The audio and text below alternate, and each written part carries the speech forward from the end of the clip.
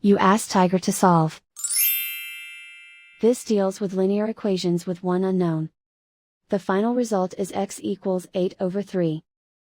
Let's solve it step by step. Simplify the expression. Group like terms. Simplify the arithmetic. Expand the parentheses.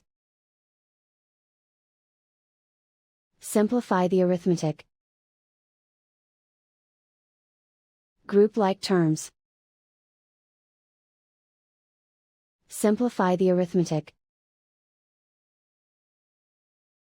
Group all constants on the right side of the equation. Add 8 to both sides. Simplify the arithmetic.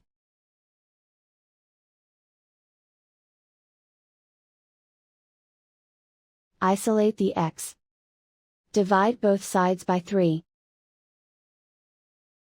Simplify the fraction. And so the final result is x equals 8/3.